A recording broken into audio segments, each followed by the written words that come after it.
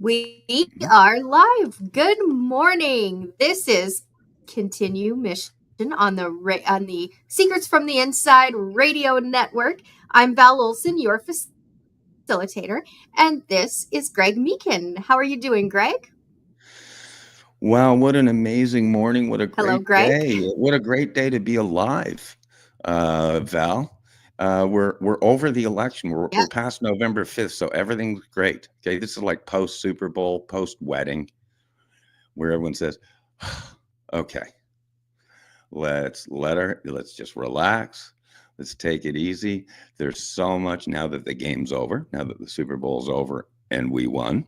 Right. There's so much to kind of just relax, catch up on. There's so much news, so much going on. There's a lot of new name players in the world, such as some of the, let's just say, Trump appointees. Really good stuff to talk about. I'm going to defer some of the kind of political talk and stuff until Captain James comes in. Captain James McCormick. We always update early in the show because our secret guests will sometimes parachute in, parachute out. To this moment, I've got, I think, three invitations out there, Val, of potential drop-ins. One of which is James. He's confirmed. So a lot of this stuff. I really want to talk about Trump's appointees. I really want to talk about the border, other stuff. I want to talk about the election.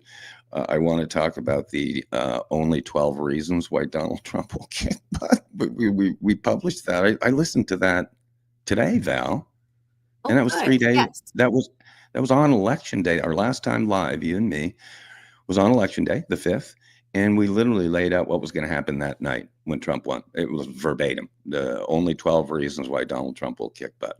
Okay, so I might touch on those a little bit later, but and we put that on tape too. It's funny. It was like a review, but it was really, I'm not going to say prophecy. I never use that word, but anyhow, thank you for once again facilitating the broadcast. You are indeed Val Olson, Miss Val, our military radio gal. And I indeed am Greg Meekin. I'm really thrilled to be doing this live again. Once again, this actual broadcast, it's live now and multi-platformed, but indeed will be replatformed, as you well know, Val, and even now relayed and stuff. It's probably going to go far places. But either Yes. way, I'm into live stream, not podcasts, live stream. So we do an original, long form, commercial free radio show. And then once again, the party starts once it starts getting replatformed and stuff. We know the power of social media. Do you know, side note, God, it's only 5 past the hour and I'm digressing already.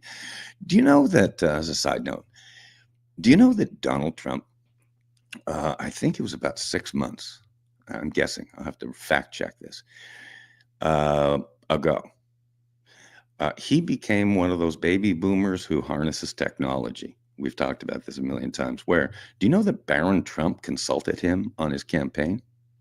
And Barron, this again, I hope to confirm this. Barron advised him that live streams and podcasts were the way to go with today's generation, the younger generation. So Trump pivoted on that. And since he's had the Elon Musk X Spaces, which was incredible.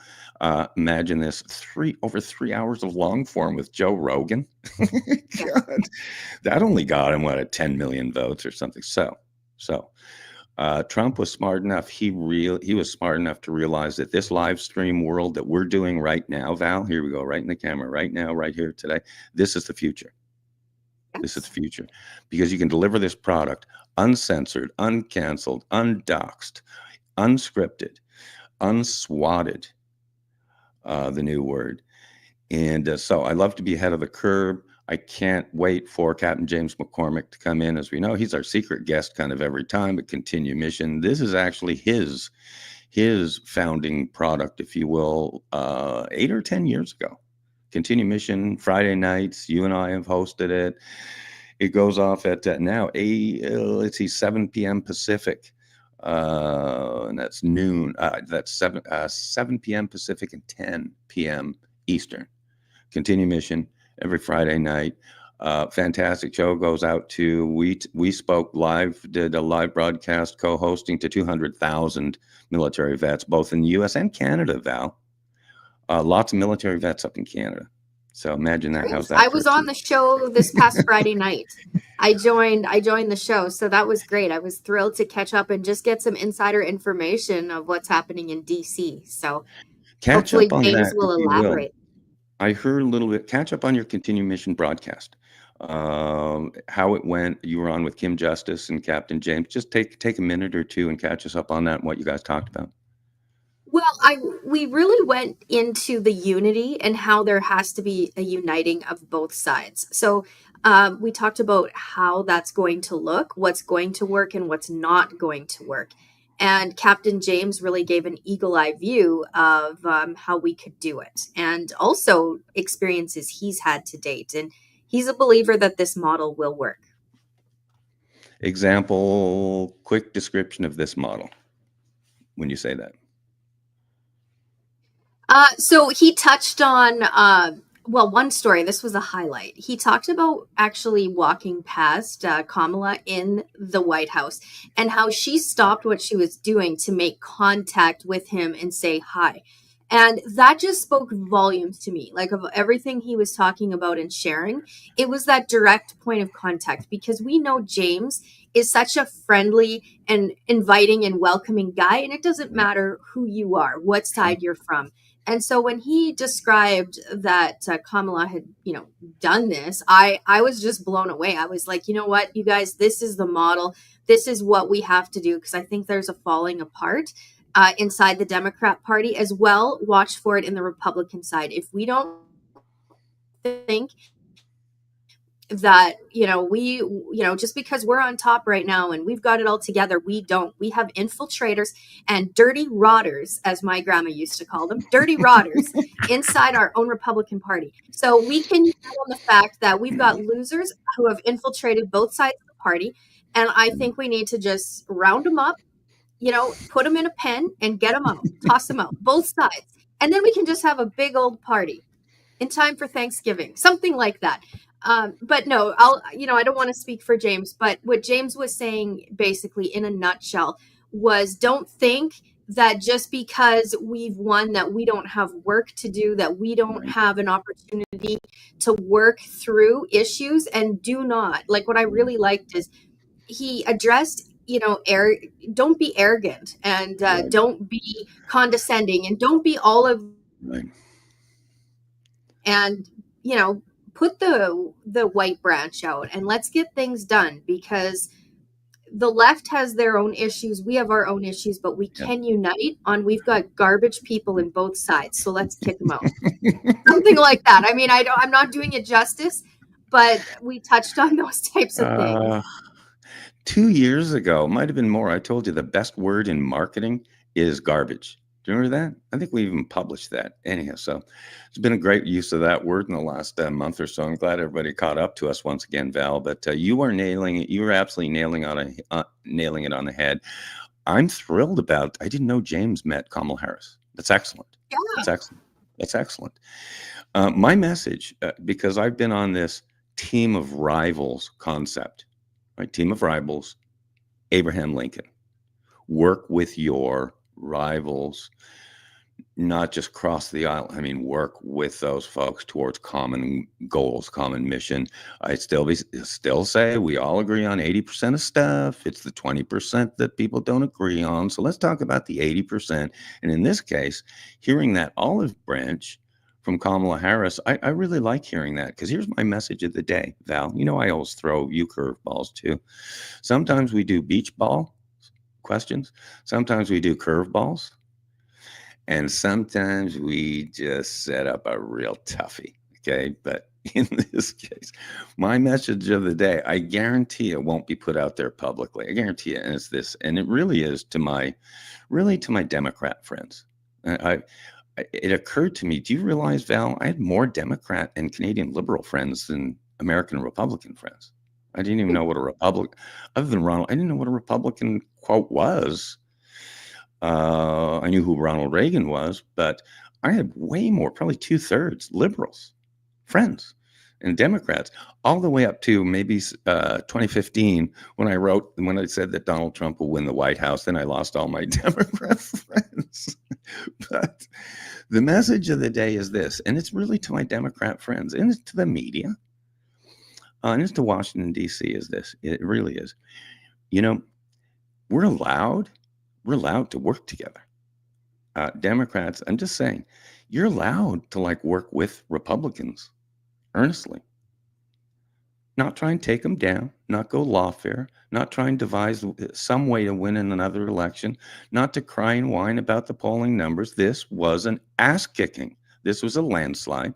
This is winning a hockey game 10-0 or a Super Bowl like my Seattle Seahawks did. You win it by 100 points. You just win.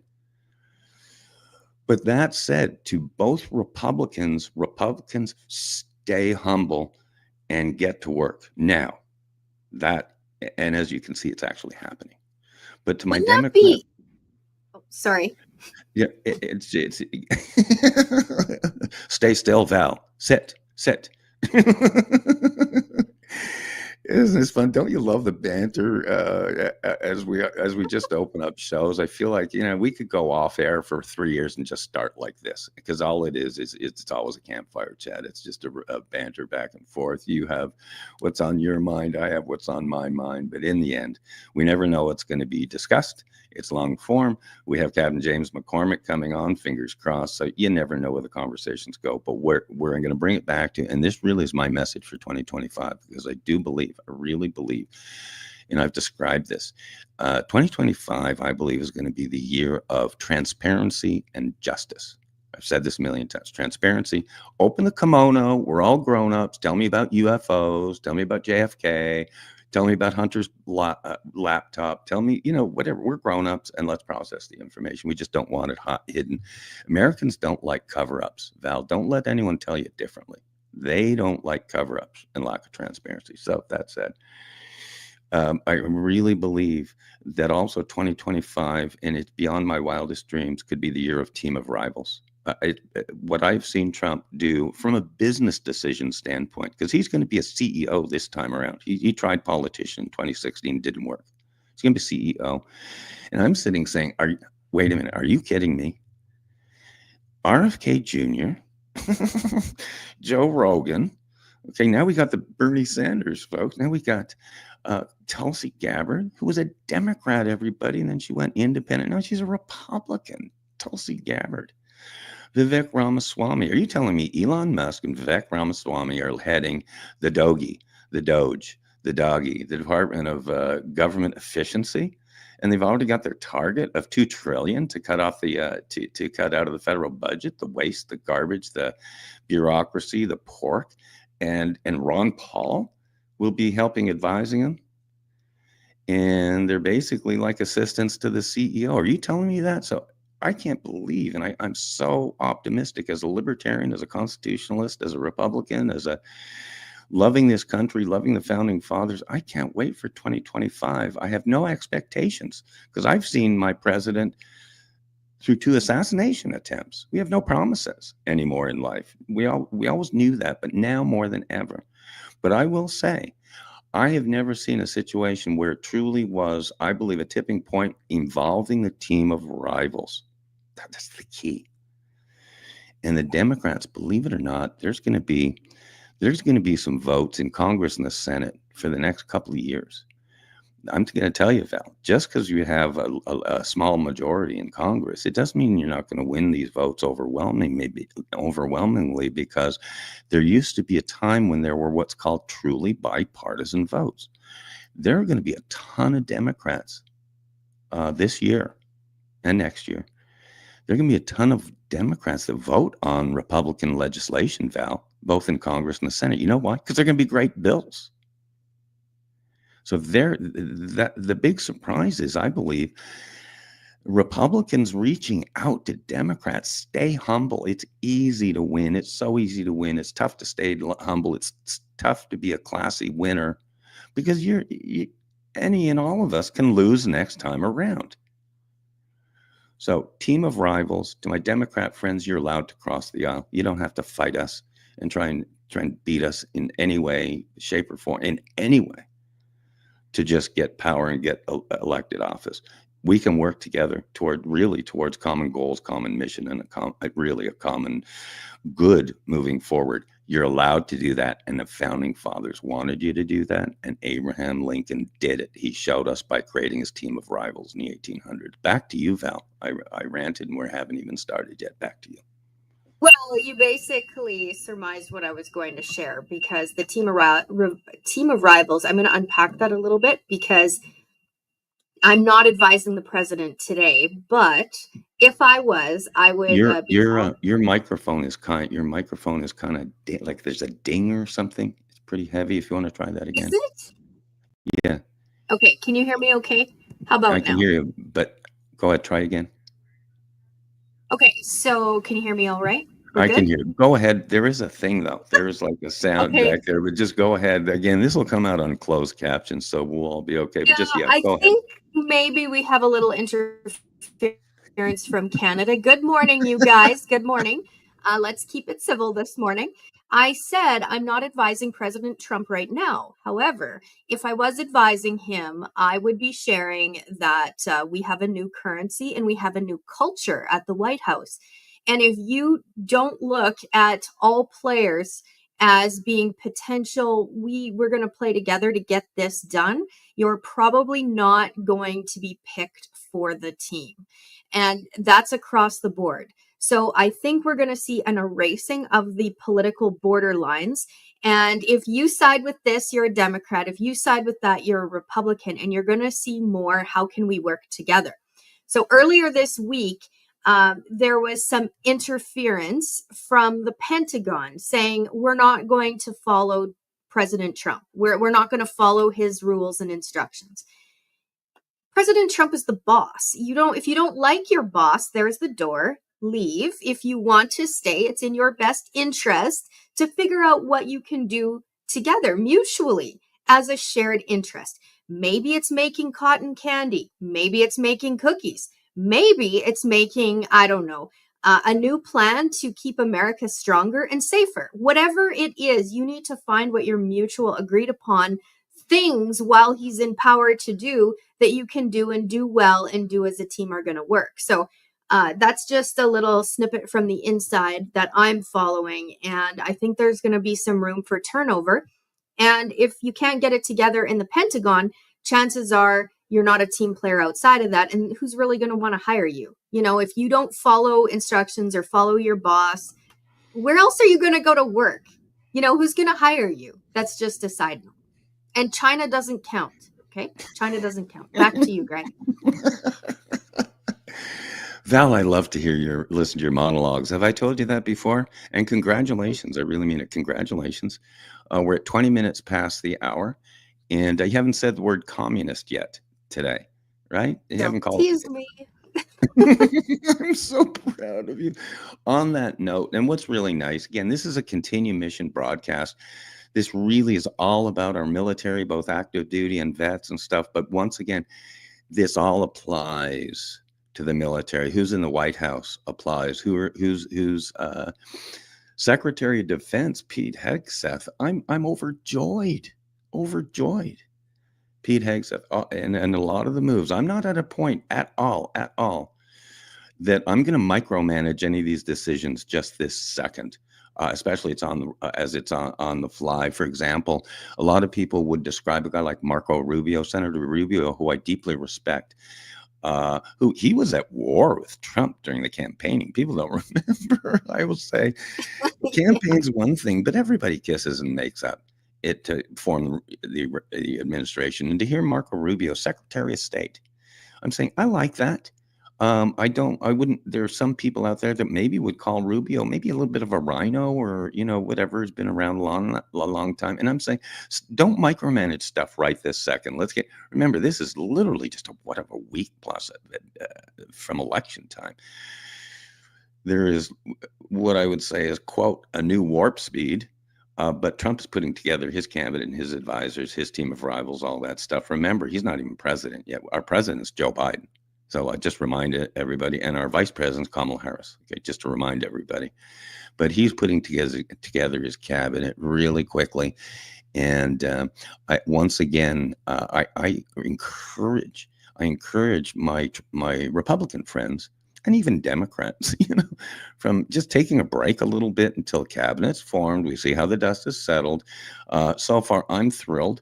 I have had to tell a few of my Republican, especially libertarian friends, don't micromanage these cabinets. Sometimes we see cabinets put in, and these advisors don't do anything for 4 years. They're symbolic positions. Think Canada. How many people in Ottawa actually do something that makes a change? But we're talking about change every single day.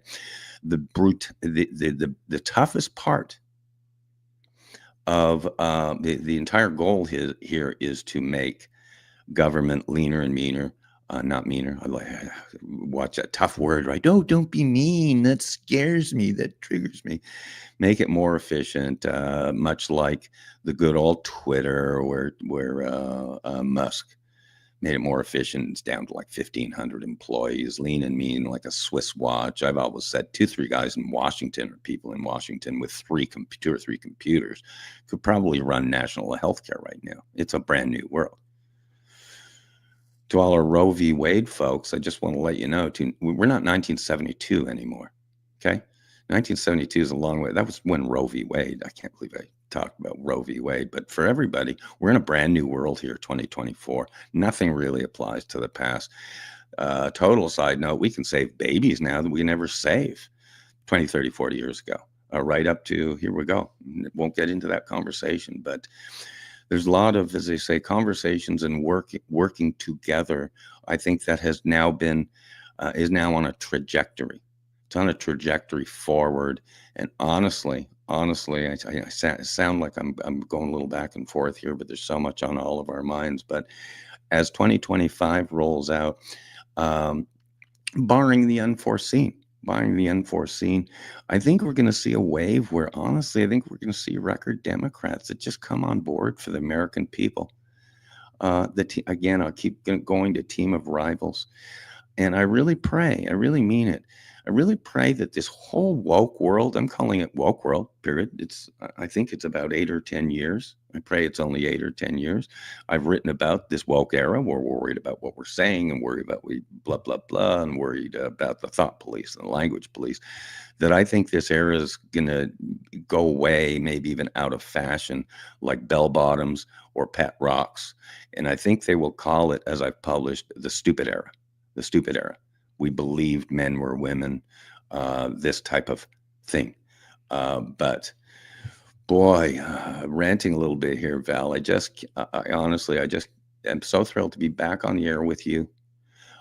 Thrilled to be really moving forward in a positive and hopefully really work together way within the country that brings on record Democrats, record Republicans coming together. So if that's a theme, that's cool. If team of rivals is a theme, that's cool. It's easy to win. It's tough to lose. So let's all just keep that in mind, and especially Republicans, just now is the time to just be humble and to work with others. Back to you, Val. I like that, Greg. I think that spells strength. And if we could, keep a checks and balance kind of mindset, and let's start in our very own court. So, if I was there, I would have my little notepad out and I would be making a list of who says what and what their personal plan is. Because, yes, the president is the leader. And in this case, it's going to be the president on the forefront who's going to recruit more Democrats over to the Republican side. But I would love to see him burn both party names, Democrat and Republican, and birth something new. And this is something new that the American people can get behind. There's been this anti-America sentiment come into the left that's very dangerous. And as someone who covers our top national security stories that are threats and risks to this country, this is a huge one. When the locals embrace that anti-American sentiment and they can't tell you why America is not good, why, they go to work every day, they live there, they're born and raised, but they can't tell you what the problem is. They're following blindly. that's a type of brainwashing that has to be choked out fast. So I think that this is a big one that and Trump owns this, right? He has Vance on his right side. And I think a strong team like that of people that are less about party affiliation and don't hang on to that Republican only, and because that can really get almost like a racist connotation. And there, I said it for you. It can. It's Sure. it's time to like put a new attitude on, a new fresh look on, and the more that we can embrace good ideas and good over evil, we are going to become the powerhouse that we always Right. should have been, but clearly have not been.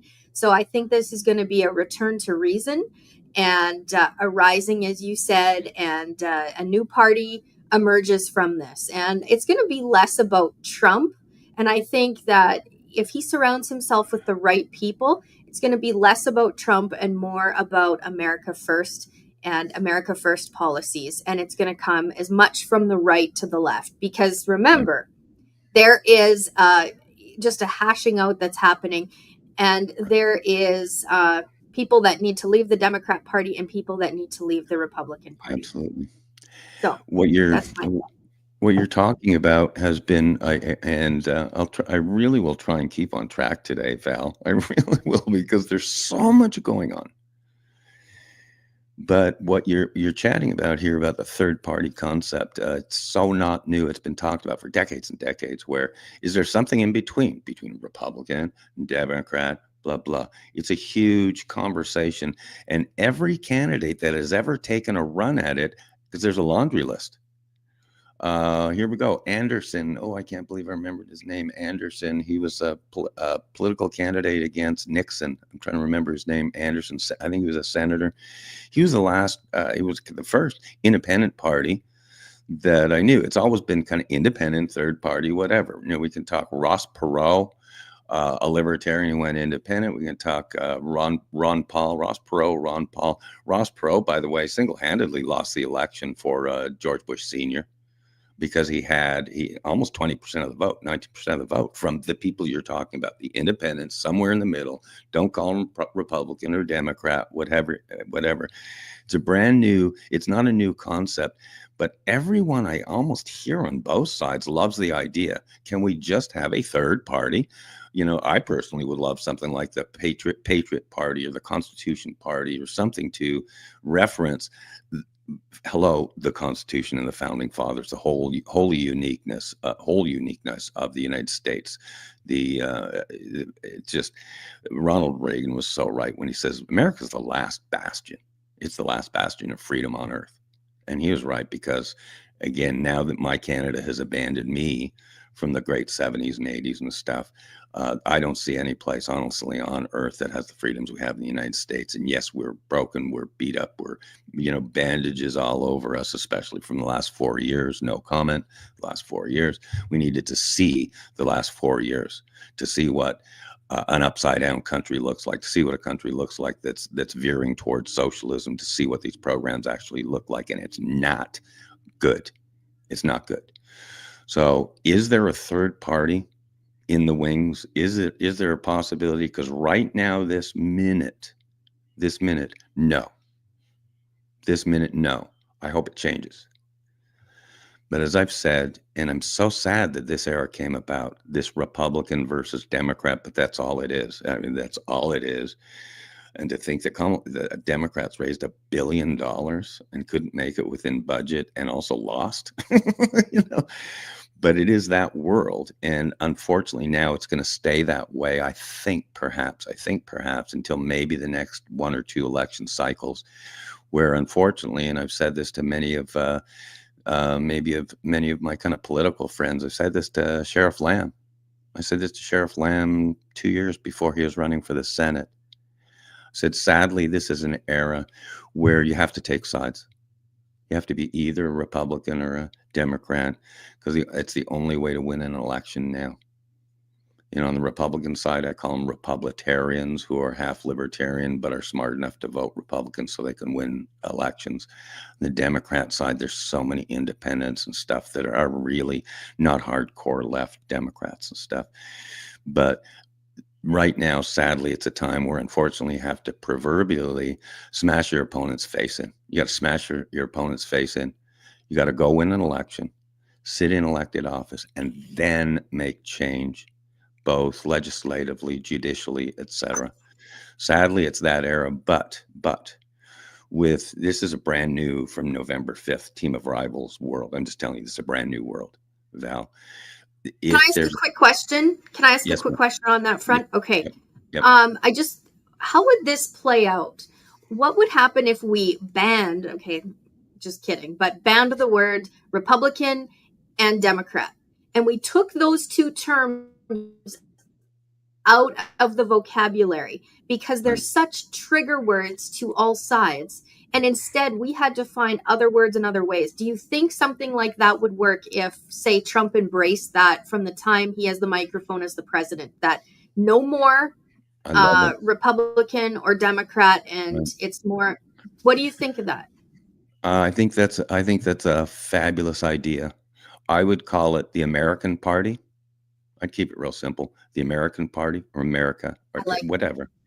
But it would have to be, and this, I think, honestly, Val, you're really touching on an edgy point here. Because I think, sure, no matter what anyone says, how divisive it is, how divided it is now, but it would have to be a timing thing, Val, where everybody decided at the same time to say, okay, we're going to be the America Party, or the American Party. And that would be a combination of a huge conglomeration on the Republican side and a good, solid conglomeration on the Democrat side.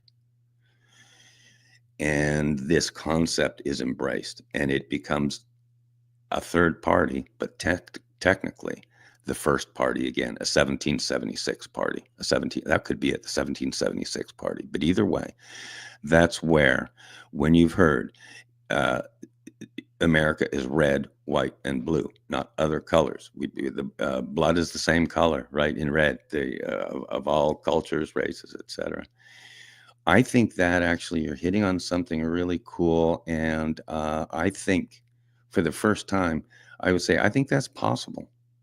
I think that's possible, and if it's not possible, let me put it this way: under this administration, this phase, starting November 1st, really launching January 20th with the new administration, if not now, maybe never, because this right now is a trend towards exactly what you're talking about. It's third party. It's the 80% of us on both sides. I love the 1776 party, or the American Party. I think the American Party is something that they could get behind, and I think if Trump was to go on the microphone, I can see it actually. If he gets on the microphone and he says something along the lines of, "I don't want to see Kamala float away into the darkness. In fact, I want her on the back end advising something."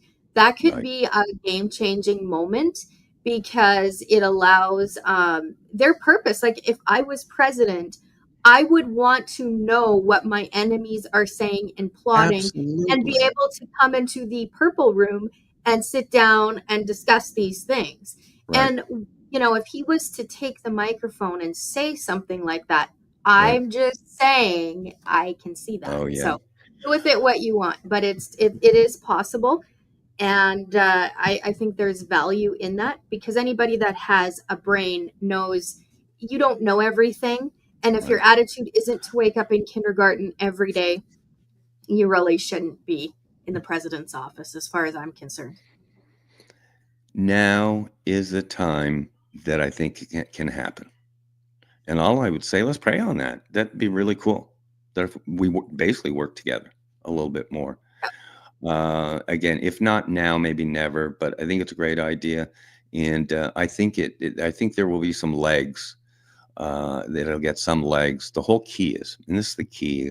God, I'm digressing so much today. You bring out this spontaneous thing in me, Val, but the I see it as a perfect time for that, where there's so many Democrats and Republicans that are now thinking 80% the stuff we agree on. I've heard some stuff, stuff from Bill Maher and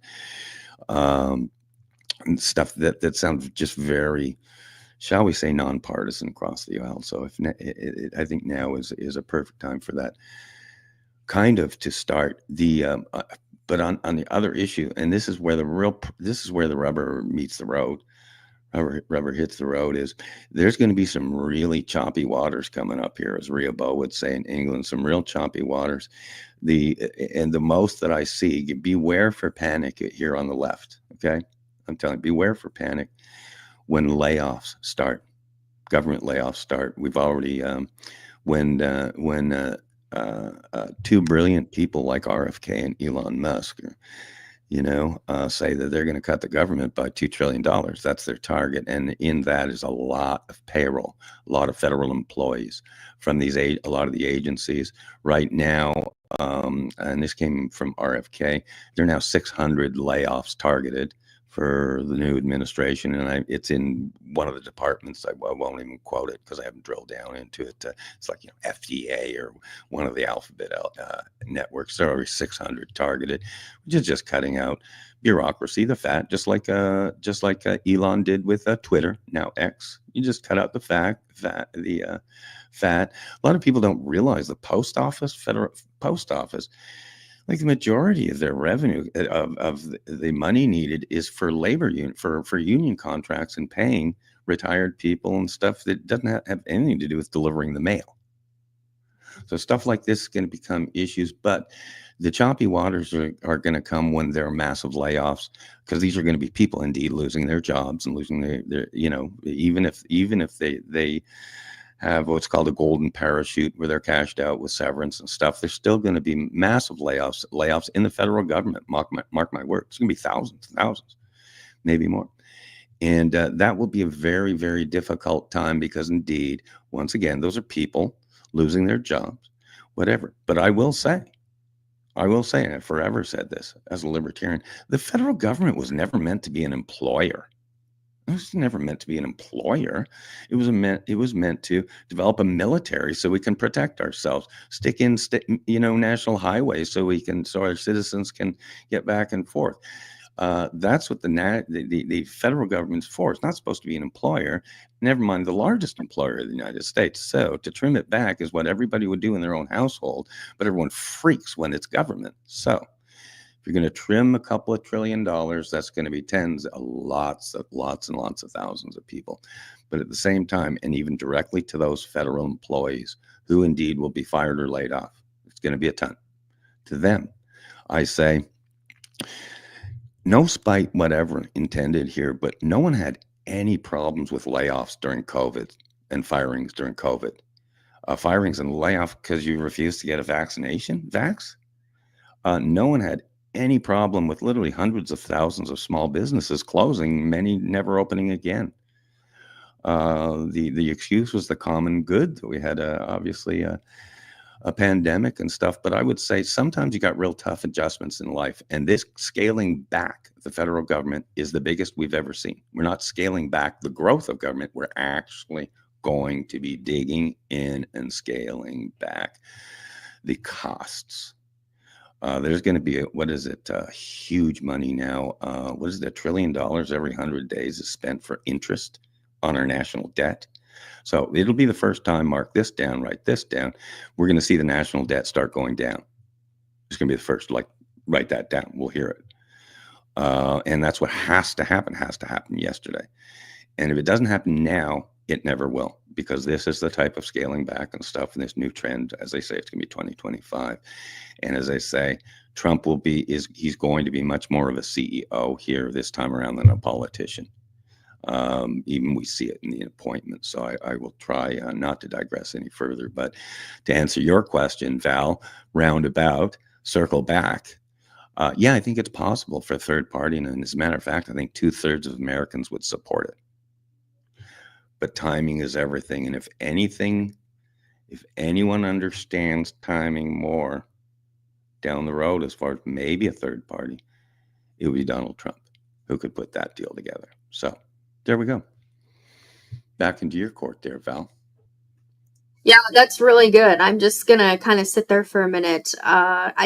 Think I think that can work. I'm kind of, just thinking about how happy are a lot of these lifer government employees that check into work day in, day out, have been in the same tedious job that really they know in the whole scheme of things doesn't produce what it really should. They are Americans first and have hopes, dreams, aspirations. And I think look for the entrepreneurial spirit because that is in the lifeblood and the DNA of America. So I wouldn't at all be surprised where we see that, cream rises to the top, competition reigns supreme. And I think, if you bring in the right kind of motivational or inspiring people, maybe an Elon Musk or even us, Greg. I mean, we've been through that where you eventually come out to the top where you're like, I have to start a business. This is what I have to do. It really is like birthing a dream. So I think if instead of COVID, which was heartless and grotesque and just we have zero tolerance, zero sympathy, and this is the way it's going to go. Instead of doing something like that, we approach it with, let's be honest, how happy are you in your go nowhere government job? Um, and here is the pathway to freedom and welcome to America. Like, I would be standing there cheering with them. I would give anything just to have that fresh start. And sometimes I think Americans can forget how hard it is for people on the other side, like yours truly, who has had to go through a lot just to be able to have a shot at starting at ground zero and, starting from nowhere and starting something. And we understand that have a job one day, don't have it the next. Life isn't fair. What are you made of? Grit and determination. Like, this is a chance where you really get to test your limits.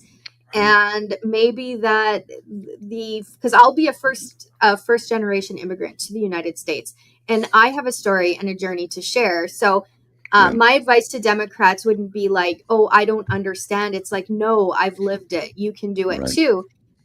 But let's be honest here. You weren't happy. You weren't happy in that going to the same job for 30 years, stamping the same document. Like, take immigration. I'm telling you, that is a dumpster fire from the top to the bottom. Legal immigration. And I will say it until I'm blue in the face. If that is not one of Trump's top priorities, is addressing the illegal sides of legal immigration. So we need to get in there, and I know where to trim the fat there. And that is a big one. That is a monster with two heads. If I offer hope to you, Val, and everyone out there right now on the immigration side, I think there's going to be, I'm not going to say fixed, but I think it's going to be changed for the better. I'm just saying, and once again, we're in November. We're not even in January. We're not even past inauguration. But I'm just saying, again, this is my heart. I think maybe, again, nothing will ever be fixed when it comes to imperfect things in humanity and the country and stuff. But I think there's a good shot. And that would mean people like you, Val, people like, again, disenfranchised federal employees, Canada, the United States, around the world. A lot of people have two things that are real, real bad. One is despair, and the other is hopelessness. My pastor talked about that on Sunday. Those are the two big enemies: despair when you really have given up, and hopelessness where you really don't have hope for the future. And honestly, sadly, I saw just a growth of that type of thinking in the last 4 years. And I saw a lot of that thinking, honestly, back in Quebec, seriously, in the 70s and 80s, where you kind of get despair. You're not feeling good. Even if you got a great job, you're not happy with your job, but then hopelessness that it can't fix in the future. If anything, from a glass is half full standpoint, I'm saying I think there's going to be real improvement there.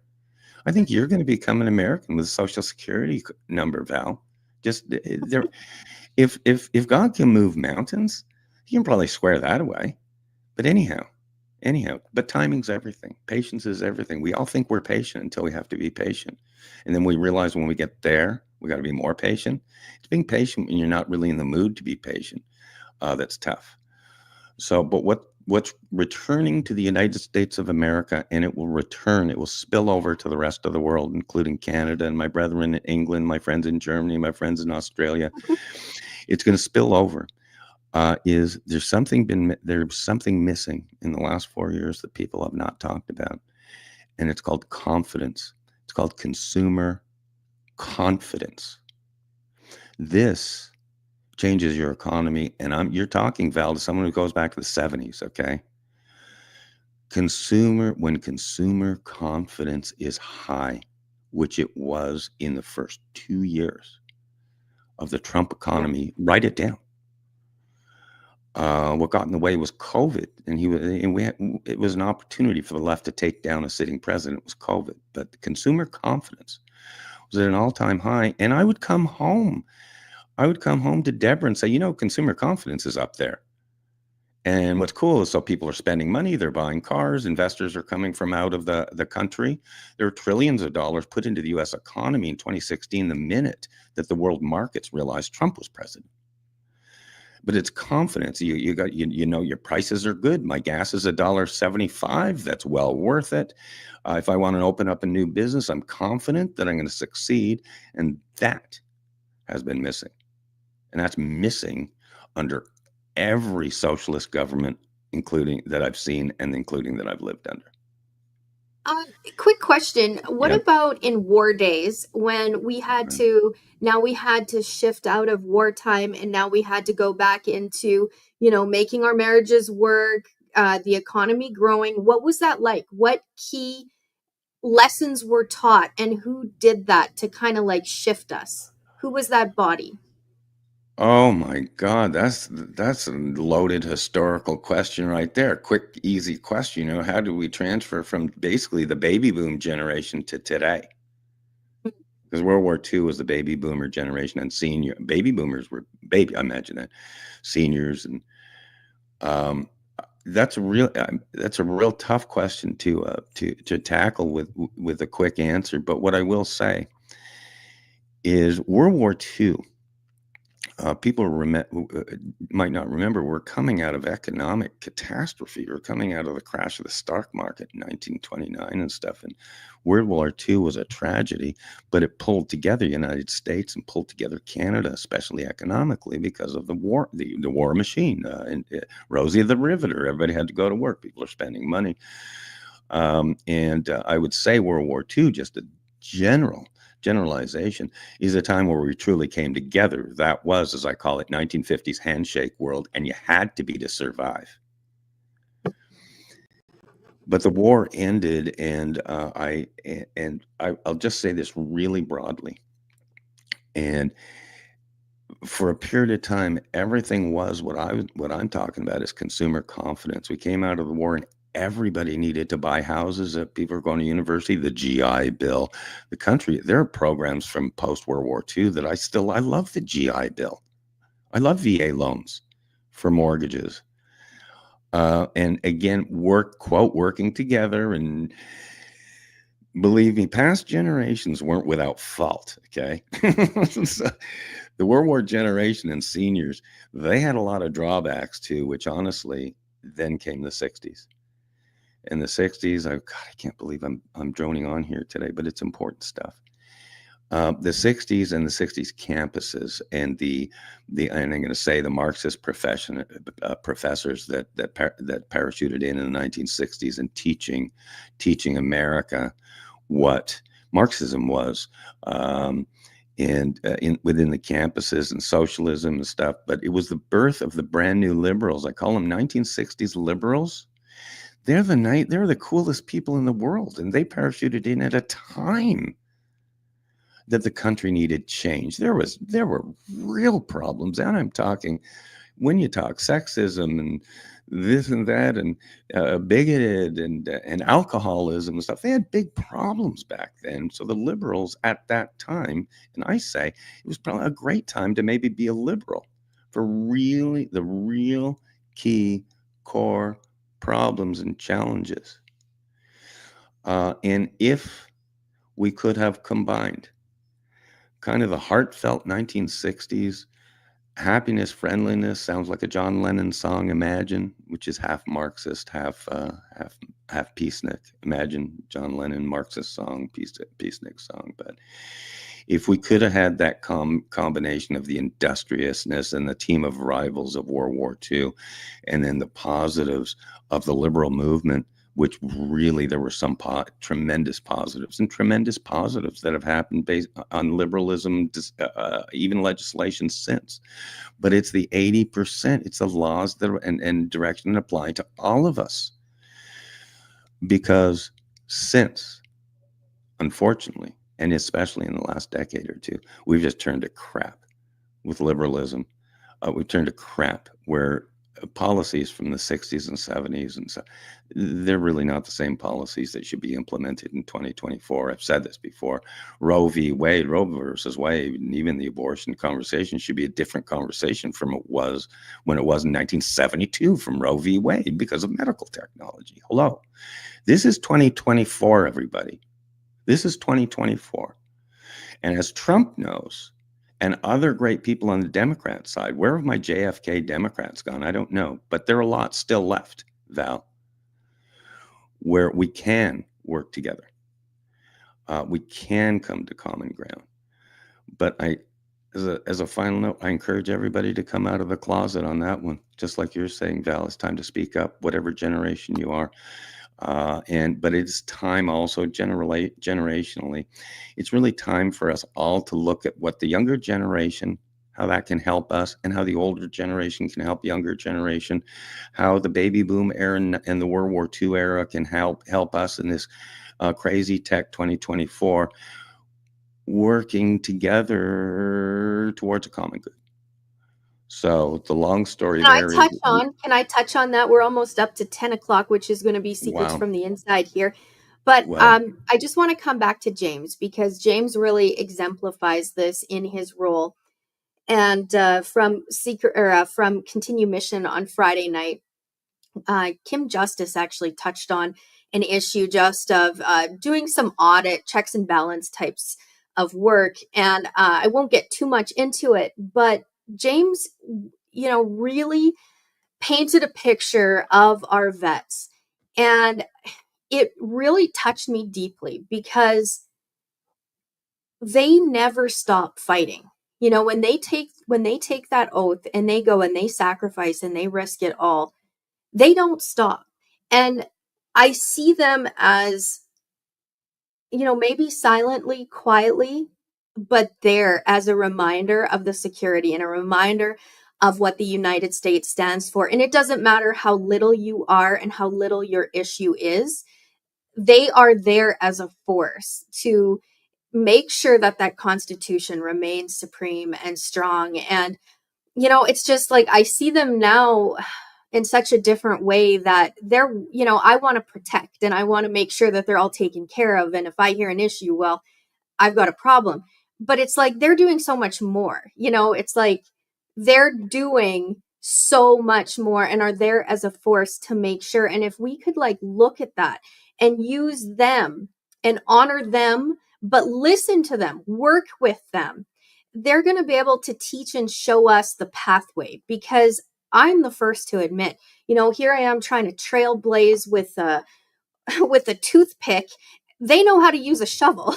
So, it's time our generation just kind of sits back, shuts up, listens, and look backwards before we're trying to, create something in front of us. And I think that that's part of the missing piece in this is who they are and that spirit that they have. Because I just felt that Friday night, and I feel it even today now that they are our shining stars, and we need to start recognizing and looking to them. So I really hope Trump does something that puts them in a position of power and performance, because they're not done their performance yet. Their most important role and act is coming. So back to you on that. Right. Quick kind of update. Quick little news update to let you know. Captain James McCormick. He was planning on coming in the House, but he is still being delayed. I never ask him why. There he is, Captain James, our resident three-time Purple Heart recipient, veteran of two different wars, current executive director of public affairs for the Vietnam Vets of America, VVA.org, fantastic organization. Again, James was supposed to be on, couldn't come on. I have two updates, though, in addition to that. Is first of all, Grizz is watching the show from good old Arizona. He used to be a Seattle guy. I give him a hard time for that, but Grizz is watching in. He said reached out to you and me, Val, saying hello, and he's always a wonderful, wonderful local loyal listener. Also, Sheriff Lamb would have liked to have been on today because I always give him an invitation to drop in. He has to make sure he wears his cowboy hat, and stuff. But I just heard from Janelle Lamb, like hot off the press. And Janelle just said, I'll read it to you. Okay. Hey, Greg and Val, please let your listeners know that me and Mark are doing wonderful. We will be speaking all over the country and working hard to help President Trump get our country back on track. Janelle Lamb, that came in 2 minutes ago. Okay, so that's called hot off the press. Isn't that cool?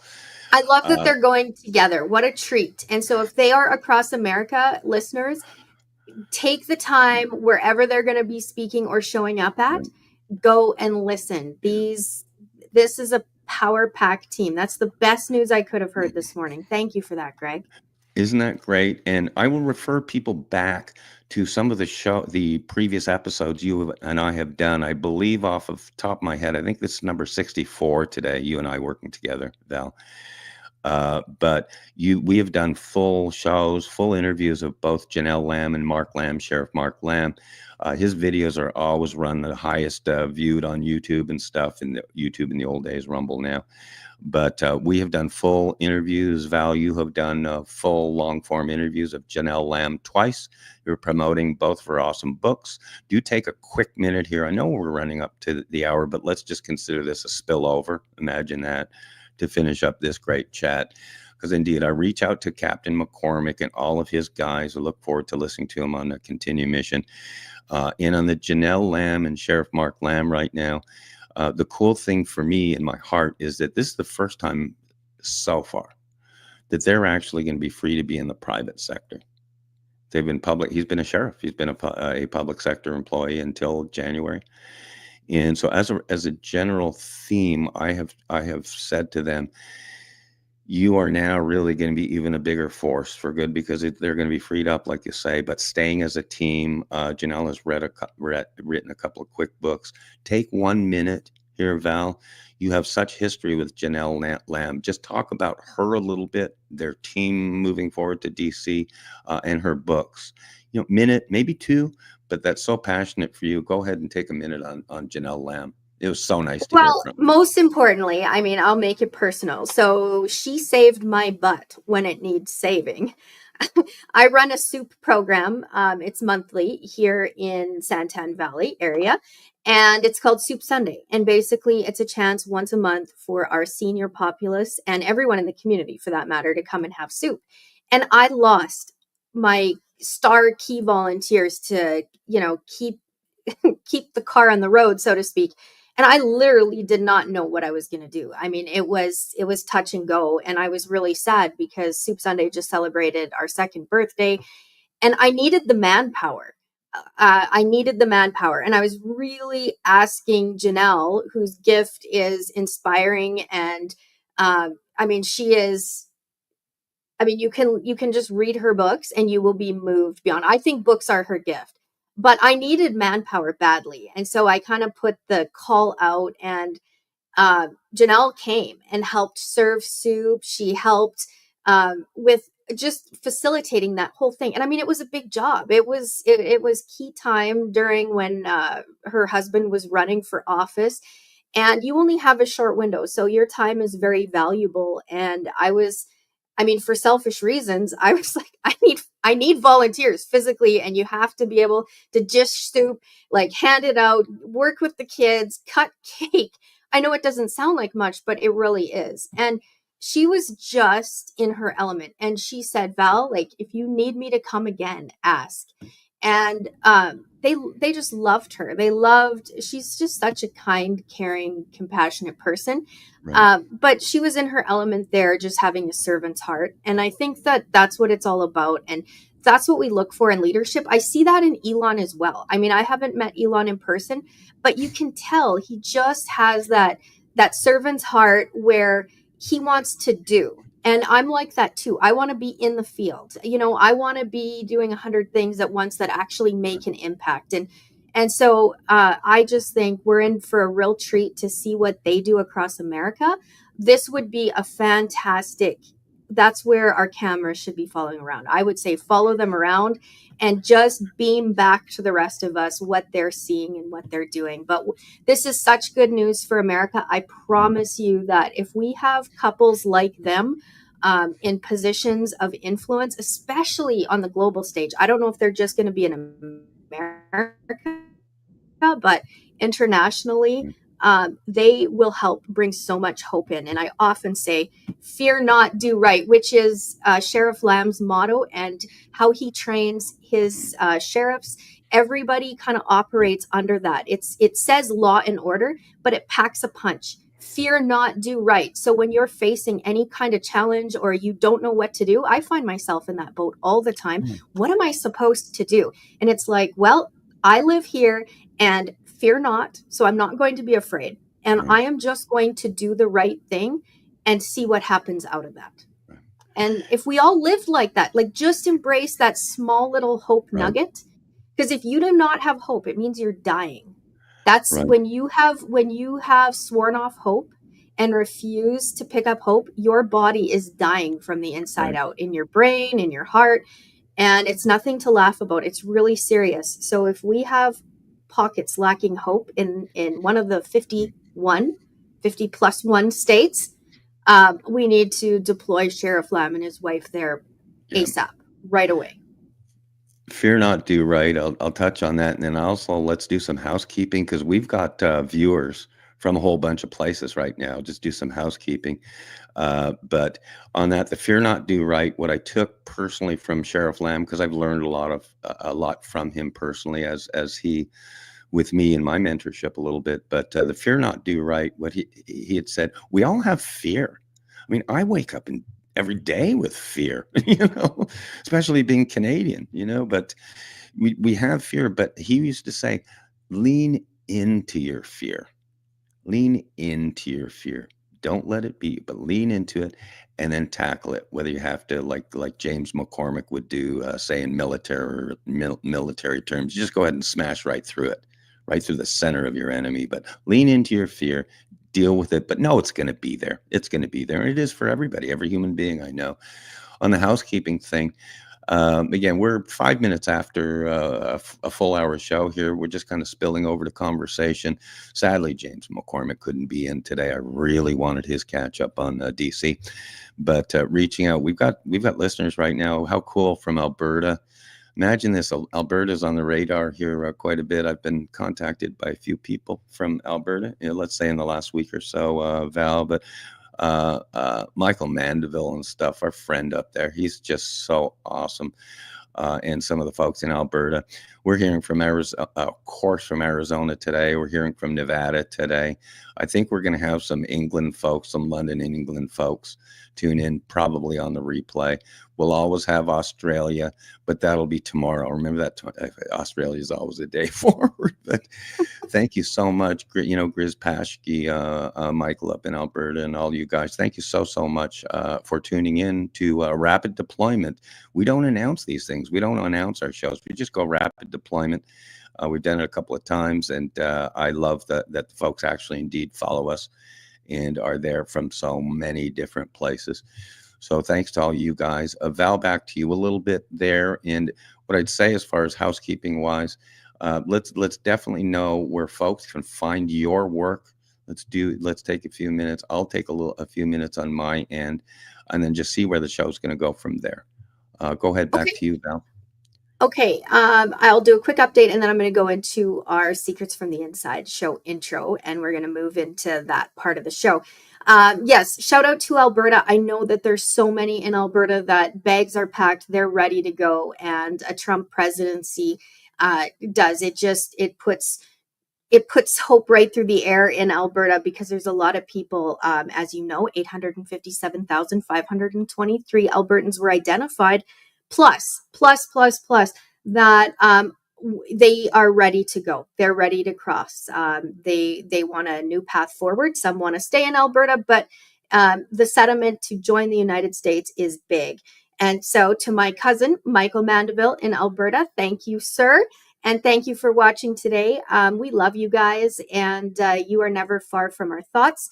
Yesterday, I did share that I indeed would be making sure that official lawmakers in the United States, top lawmakers, in fact, have access to my list, because I do have a list dealing with crime, corruption, and criminal activity, especially in Alberta, which is my backyard.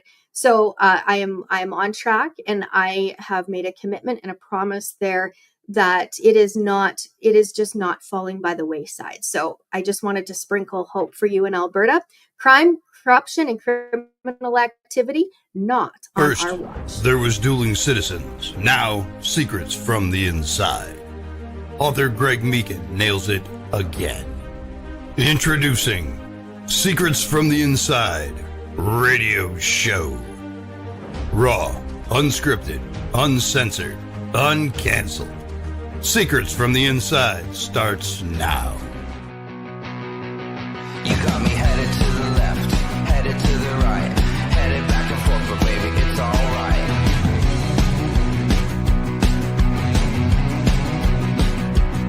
You got me going to the east, going to the west, going up and down, 'cause baby, you know best.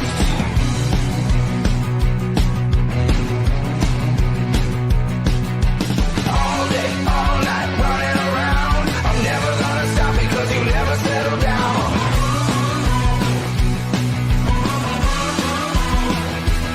You got me shooting into space, flying at the sun. I'm never coming back, 'cause baby, you're the one. Well, doesn't it figure? Doesn't it figure? Okay. Welcome. Sorry. Welcome to Secrets from the Inside.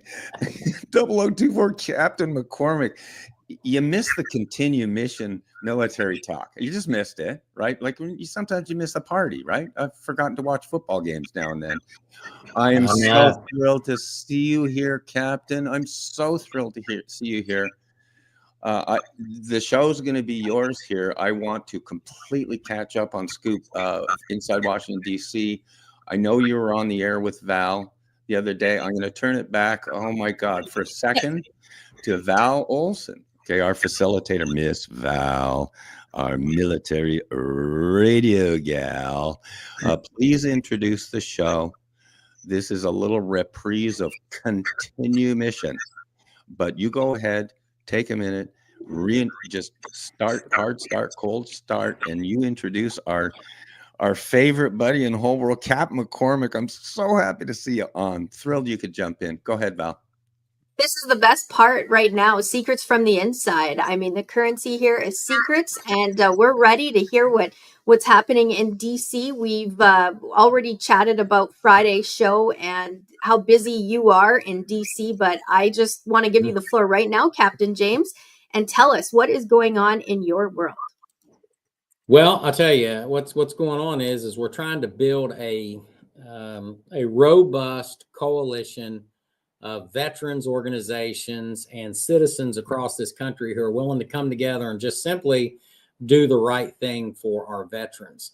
You know, the Vietnam Veterans of America, their motto is never again shall one generation of veterans abandon another. And that is a bonding statement that transcends any generation. So future generations, you know, past generations, we're building those multi-generational bridges. And in some cases, you're building them over a very large, body of water. And I'm going to be very nice when I say this, because I am, in a professional position here, but I will say this, that sometimes it's made difficult by organizations who have their own agenda and not the agenda of the American people, and not the agenda of the American veteran, and not the agenda of the families of these veterans. There's so many things that we need to get done. And one of the first things that we need to get done is we need to get the Elizabeth Dole Act on the floor. We need to get it passed, and we need to get it moving forward. We think that there's so many great provisions in there that are going to make access to healthcare more available. It's going to, create an opportunity for people to have a closer relationship with their VA medical providers. And that's important, you know what I mean? Because we really have to, to look at the treatment options and look, sometimes you have to go outside the VA healthcare system in order to get the proper care. That's just the facts of life.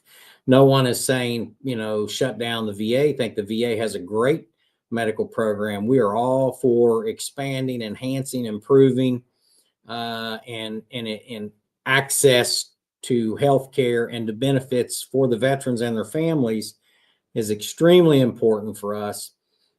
So much so that we're taking this fight on the Hill. We're up on the Hill 3 days a week at minimum 3 days a week. And some weeks we're up there all 5 days. And sometimes we're up there on Saturdays, it depends, or Sundays, whenever they're going to have a hearing, or whenever they're going to have a discussion or a floor vote, because it's important to understand that you have to have people that are up there that are not just bureaucrats. We don't have bureaucrats in this organization. We don't. We don't hire swamp rats. We don't do that. We're all about going out to the American people, the veterans, the citizenry in this country that really want to come here to fight, and to fight for the right reasons. So I think that some of the key things that we need to look at right now is the passage of the Elizabeth Dole Act, and we're hoping to get that on the floor next week. Vietnam Veterans of America has made that very clear in our support of that. We are also very clear in our support for Gold Star Wives, Sons and Daughters in Touch, which is a Gold Star organization of children that lost their parents in combat. And we are about, maintaining the integrity of the Gold Star symbol. We do believe, however, that there should be separate categories for those that have lost loved ones in other ways. And we think that that's the best pathway forward to establish groups that, specifically address issues like suicide. We have a serious suicide crisis in America, and everybody's saying, well, we're all for ending and eliminating suicide, but you really need a group of the survivors of those service members, both those that served and those that were not serving when they died. And they need to be in their own collective groups so that they can move forward and to help each other. And then we all work together. The same thing for those that are killed in tragic accidents. Maybe it's not combat related. Look, the loss is the same. It's a very painful to lose someone. But there is a distinct difference in a Gold Star family. And that Gold Star family is someone that has lost someone in combat operations. So I think that, we need to really look at that. We really look at, how we identify that, but not so much, has nothing to do with pride or anything like that. It has everything to do with the simple fact that you have to put people collectively together so that they can work on answers. Why did your loved one commit suicide? Why did that helicopter crash and kill 14 people? And if you don't have people out there, if you're just all lumped into one area, then you totally lose that value of collaboration so that we can work on policies that make it safer for our troops to train. We can work on policies that make, the treatment of our veterans and the transition program better so that they're not committing suicide. Whereas if you put everybody together and say, well, they're all just Gold Star families, then that totally leaves everyone thinking, well, everybody lost their loved one in combat. And they totally lose sight of the purpose. And the purpose is to come up with a solution to prevent it in the future. Now, my dad died when he was 52 years old of cancer related to his service in Vietnam, but I am not a Gold Star son, and nor should, I be considered one, even though he picked it up in Vietnam and brought it home with him. But I do think that there needs to be a distinct group that recognizes that death and looks for ways to better treat service members in the future. Had they fixed this and had everyone been able to come together collectively, and you didn't have these individual operations of groups that have their separate agendas, then we probably could have come up with a very good solution, a legislative, codified solution to deal with toxic exposure and to deal with, and oh, by the way, we're going to do the research on the kids and the grandkids. Because if your child is born with spina bifida, or your child is born with a cleft palate, and it's the same group of people that have these children, then we probably need to do some research to determine what in that chemical, that defoliant, that inoculation, whatever it is they gave us, potentially could have caused that. So that guess what? We take it out and we don't do it in the future. The same thing with water purification systems on ships. And the United States Navy, they need to do a better look at that, because they still have people that are getting sick. They're drinking water that you're desalinating from the ocean, and it's filled with chemicals. Look, the oceans are polluted. I'm not sitting here going on a tangent for, environmental stuff here, but what I'm saying is that we got to do a better job of protecting our currently serving members. So that, these Vietnam veterans that I serve, even though I'm not a Vietnam veteran, I'm an Iraq and Desert Storm veteran. 2 wars, and both of them had bad shit that happened. You know what I mean? People got sick. You had burn pits. You had, shots that they gave us. Hell, they gave me a pill called a pyridagus, something kind of pill they gave me for anti-nerve gas. And to this day, I can't remember half of the damn war, the combat piece of Desert Storm. So, I'd like to figure that out. Why? Maybe I don't want to remember it, all of it. But for me to think that war was like a dream or a nightmare, and not have any real solid memories that are sticking, well, there's a problem there. And then maybe that's been passed on to my kids or my grandkids. And it's not fair for them. And it's not fair for me to just stand up there and thump my chest and say, well, it's all about me. It's all about my generation.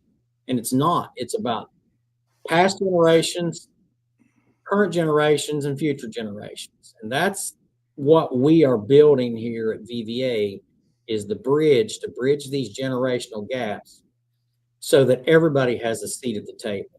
And guess what? If somebody says, well, there's not enough room at the table, let me tell you, we stretch the table out, we add another chair. That's what we do. So that's who we are at VVA. I'm telling you, those Vietnam veterans have been fighters their whole life. And, I was raised by one that was he was just an ass-kicking paratrooper. You know what I mean? He fought in the Battle of Dak To Hill. He went back to Vietnam after spending almost 2 years in a hospital. Went back to Vietnam again. And I remember him coming home, and I remember that whole experience with the VA medical system that was broken at the time. 1978, I'm telling you, I was sitting in there 10 years old with my dad and watched a damn mouse run across the floor, and people laughing and throwing stuff at it. I mean, there was trash, people were smoking in there, everything else. Well, things needed to change, and because of that generation, they drastically improved overall health care for veterans. Right. They went in and said, no, this is not going to happen to my son. And that's the unselfishness of this organization that I love so much, because they're not a selfish group of people. And a lot of people could take some advice from these Vietnam veterans, because ain't nobody came home and got treated any worse than the Vietnam veterans. And you know what they did? They pulled up their boots, they washed their face, they combed their hairs. My good friend Dominic Yezu told me one time, his mom told him, says, Dominic, when he came home from Vietnam, he said, wash your face, comb your hair, and go to work. And that's what they've done. And I'm telling you, that's an example that needs to be set for future generations. So when these other organizations around here, you know, they're beating a drum just for their financial gain or whatever. And I'm not saying they're all like that. They all do great things. Don't get me wrong, but they don't want to share a damn table with all the other groups. They want to be the head of the table, and they want to gobble everything up, and it ain't going to happen, you know. And we're out here working.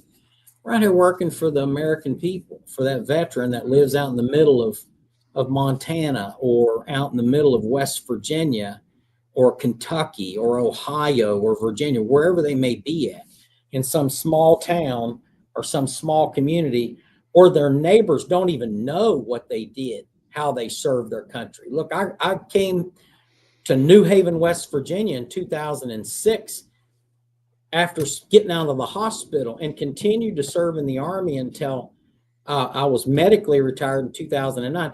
Not a damn soul around that area knew the warfare that I'd went through. They had no idea. They just thought I was some kind of a nut, you know, that kept to himself. And because of that, there's a lot of misconceptions about veterans, that we're all crazy. We've all got post-traumatic stress, and that's just not the case at all. You know, we're not all that way. So anyways, that's what I'm doing up here on Capitol Hill, is I'm trying to be a voice for that person that's sitting somewhere right now and can't figure out why they can't get any benefits, they can't get any help, and why people look down upon them, whenever the citizenry should look up to that group of people, because 98% of people enjoy a freedom that 2% provide. And we need to do a better job at taking care of that too. If we can't take care of the 2%, then how in the heck we're going to take care of the 100%? You know,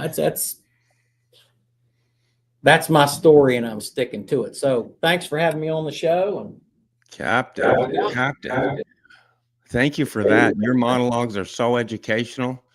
Thank you for that. I want to ask you a quick question. Sure. We've talked about many times in the last couple of years doing radio. We've talked that the VA has come a long way, but it's got a long way to go. Sure. The Defense Department has come a long way, but it's got a long way to go. I want your comment. We spent a lot of the first hour, Val and I, talking about Team of Rivals, where we're actually truly crossing the aisle and bringing on our rivals. I do want to hear about you saying hello to Kamala Harris, but also I'd like to comment on Pete Hegseth, named Department of Defense. Seth was read most of his stuff. He loves the VA and wants to see reform, but just your comment there. Yeah, you know, well, look, so I worked with Pete Hegseth years ago with an organization called Vets for Freedom. I was the West Virginia State commander for that organization. And so Pete Hegseth, and there were some others that were involved with that organization. One of them's a Medal of Honor recipient. You know, it's going to be interesting to see, you know, his take on the Department of Defense. Now, obviously, I think that some people are concerned. You know what I mean? They talk about experience, and they talk about all of these things. But look, I've been in wars where I've had to take privates that have been in the Army for a year, maybe half a year, and say, you got to take charge of this squad now, and you got to go and accomplish that mission. And I don't want to hear no damned excuses. You get out there and you accomplish your mission, securing a convoy, clearing a route, taking an objective, period. And I think that Pete possesses that same skill set to be able to do that. I think that, you know, there's going to be people, I know that there's going to be people that are going to push back. But, you know, obviously in my role, that, you know, I don't have a dog in that hunt. You know, I mean, right now I'm just looking at, here's what I will tell you. I don't care who gets put in there. They better take care of the veterans, or else I'm going to be knocking on your door and I'm going to be telling people. I can't endorse anybody, but I can darn sure tell the truth about what they do, and more importantly, about what they don't do. And we have a mechanism for that, a communications piece for that. And the American people, you know, don't piss down my neck and tell me it's raining. Okay. There's a saying that, okay. So yes, we've got better benefits, but you're still pissing down my neck because we still got a ways to go on some of this stuff. And yes, that's foul, and maybe that's a little crude how I'm saying that. But the reality is that person that's living in the middle of America right now, I'm not talking about Captain James McCormick, who, you know, I had the ability. I mean, thank God I was a captain. Okay. I went through a warrior transition unit where I had guys that have been in the Army, you know, maybe 4 or 5 years, trying to order me around and tell me to get informed, do all this other stuff. And it's like, look, I'm going to tell you something. You're not going to talk to me that way. You talk to these other people that way. And that's a damn shame, because every one of those people that were leading us around had never spent one day in combat. And they're out there in a, you know, leading a warrior transition unit. Of everybody there was a Purple Heart recipient. Some of us 2 and 3. Some of us had rank, you know, up to majors. You know, lots of sergeants, lots of young private first class and E4s and corporals and sergeants who were getting medically retired out of the Army. So we've seen that, you know what I mean? We've seen that abuse of power. And so we're going to watch out for that, no matter who's leading, you know, the charge. I don't care if you're a Republican, Democrat, Independent. I have my own personal beliefs. And most people know them, but what I care about is what you do, not what you say. You know, you're either going to do it, and if you don't do it, then I'm going to let you know. That's simple. Captain, quick question. Val said you met Kamala Harris. I did. Can you I did. that? Yeah. Just share that experience with our Look, listeners. I'm going to tell you, I've met a lot of politicians, presidents, presidential candidates. I've met the current elected president-elect Donald Trump. Met him a few times. President Biden. Each one of those meetings, and some people say, "Oh, I wouldn't do that. I wouldn't shake that person's hand." Then you're a fool for not doing that. You need to talk to every one of them, because you can get something out of everyone, especially if you disagree on anything. So regardless of who you support or you don't support in the political sphere, you know, you got to open up the pathway to communications. And you do that by not being bombastic or arrogant. And I never got that feeling out of anybody. You know, I mean, I've heard people say bad things about every one of these folks. Okay. And that to me is the shame. That is a shame, because it's like, they're not all bad. There are some people that are all bad. Saddam Hussein was all bad. You know, the people that ran Al-Qaeda, all bad. None of them were good. Okay. Hitler, all bad. You know what I mean? I don't know that there was a redeeming quality on any of those folks that I just mentioned, but that's not so here in the United States. I mean, the fact that they're willing to have a conversation, the fact that they remember who you are when they see you later in the hallway, that speaks volumes for their character, even though you may not agree with everything. You got to have that conversation. America has got to stop being so damn obstinate and shutting people out, because it's killing us as a nation. So we need to come together, have a conversation, you know, burn down. If you burn anything to try to send a message, then your message sucks, because you have to make such a scene in order to get it out. If your message didn't suck so bad, then you'd be able to say it and articulate it in a way that people would say, oh, I get it. And, oh, no, I don't get it. I don't like what you're saying. So What was your impression of Vice President Harris? Just that interaction. very cordial, very nice, professional, in the meeting. It was, I know people say, whoa. But let me tell y'all something about our current elect President Trump. When it was her birthday, he wished her a happy birthday. And people said, boo, boo, all this other stuff. And what did he do? He was a diplomatic leader, says, no, don't do that. Mm-hmm. No, you wish her a happy birthday. And he said, sincerely, I wish you a happy birthday. And that, to me, was a huge olive branch that was being handed over. And now we have to see the other side reciprocate. And I think we have, because there hasn't been look, the media has been jockeying this crap since November the 5th. Okay, whatever. We had all of this upheaval and turmoil during the last election. I hope we don't ever see that again. I really do. And you have to be willing to be an adult. You know what I mean? Be a mature, civilized. Being a patriot is more than just growing your hair long, spitting out, foul language. That's not about being a patriot. Being a patriot is about respecting that Constitution of the United States of America and understanding that all men are created equal and we are granted certain inalienable rights. Okay. And we have to respect that.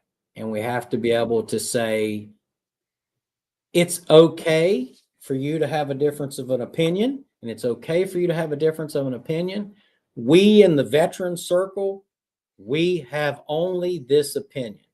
Take care of the veterans, take care of the families, respect our Constitution, and take care of our currently serving service members so that you don't create a bigger need in the future, because we've once again stepped on it and got a lot of people sick. And that's, I can't make it any more plain than that. I'm trying to drill this down in a way that people understand. Now, I've got people out there that hate me for breathing. I'm just telling you, because you send a message out that they don't like. They don't like it because I can look at the person on the right and the person on the left, and I don't care if they're polar opposite on their political views. Right. I promise you this, that if I put them in the middle of a combat scenario where people are trying to kill you, they are going to work together. They'll figure it out. And that's what we need from Americans now, because we're close to that. We're close to that point where people are, there's a vitriol out there and a hatred. It's unbelievable. And, look, I'm a soldier. That's it. And I follow legal orders. And I've told people that gave illegal, immoral, improper orders that I will not follow that order. I have done that in my 22-year career. I'm not going to do that, because it's wrong. And it goes against the principles of being an honorable citizen and an honorable soldier. And that's the key word, honorable. And some people need to get that back in their life, is that honorable piece. They can hate me all they want and not like what I'm saying, but it's the truth. Where in the Constitution does it say that the First Amendment is only for, a certain group of people? It doesn't. So we have to deal with it. The Second Amendment, the Third Amendment. Shall we go on? All the way up. Let's go to the 10th Amendment that says anything that's not in here, look, it belongs to the states, right? The states have a right to manage themselves and to create certain things. It's worked for almost 250 years. That's right. And I pray to God it'll work for the next 250 years. And that we can come together and make it work. I mean, it's very simple. You everybody has a place. And I love all people. I do. I don't care what they're, I don't care about anything that they stand for, other than they stand for being an American and being loyal to this country. That's the biggest thing for me. I will, John Wayne had this thing that he said in The Shootist. He said, I'll not be manhandled. I'll not be touched. You know what I mean? I don't do it to other people. And so I won't have that done to me. And while, it was a movie, there were a lot of things that John Wayne gave in his last movie, The Shootist, okay, that are pretty profound and resonate today. That we have got to take a stand for the right things. And there's always going to be somebody that's going to, come into the room,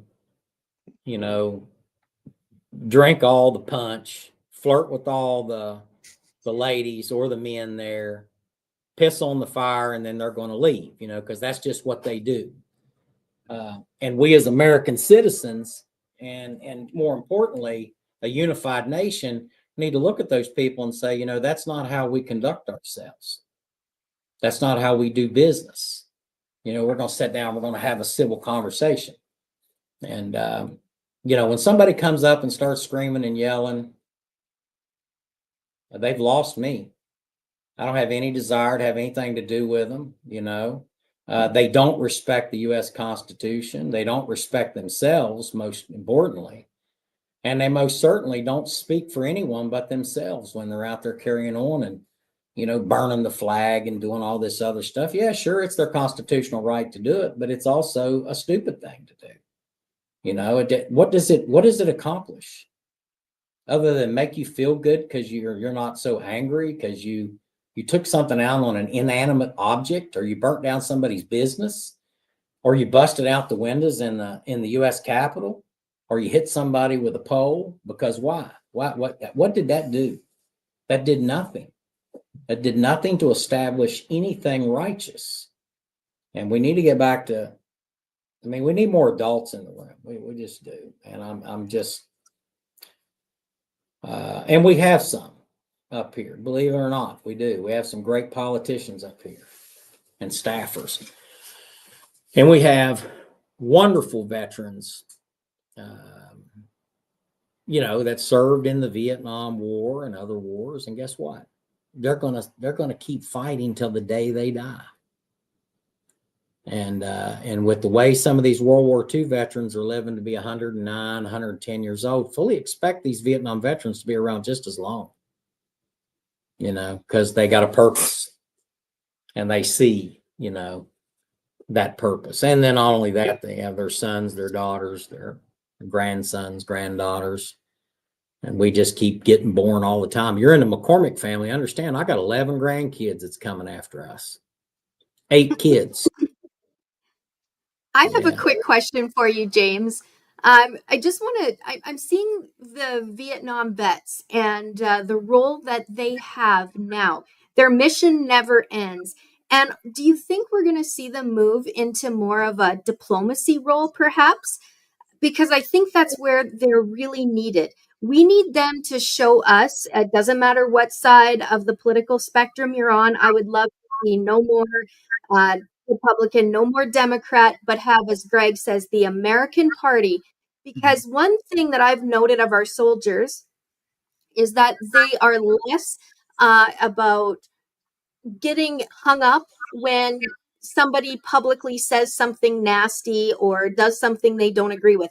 There seems to be something perhaps in your training that prepared you that you are to represent all Americans and represent the Constitution. And it seems to be missing in our public because we tend to get, you know, in fist fights and we get angry and we get hostile towards each other. So is there something there that we can learn from our vets that's really important right now? Well, it all starts with education.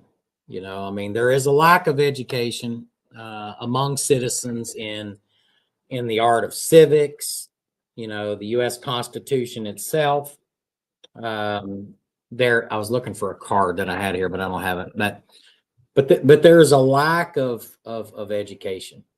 And so, yes, the answer to that is yes, the Vietnam Veterans of America are the adults in the room that are really trying very hard to bring people together. And it's not taking people to the woodshed. You know what I mean? That's going to accomplish nothing. That's why you don't see us yelling and screaming and cussing and carrying. Now, there was a time when they had to, you know, they have to fight and make their voice be heard, but it's always been respectful. And that's the difference in what I call a well-educated, well-articulated citizen. Now, one that's not well-educated and not well-articulated, that person will generally show up, you know, probably isn't, you know, properly, personal hygiene has probably escaped them. You know what I mean? The ability to have a conversation at a level, at a voice level that is not this high or this low, that escapes them. They usually come out screaming, yelling, lying. You know, lies are just so powerful now. And people, because of that lack of education, they won't take the time to go and research a lie. They'll just say, oh, it's on Facebook, must be the truth. Or it's on X, it must be the truth. Oh, it's on Rumble, it's on this or it's on that. Don't take what I say to be the truth, folks. Just go look around.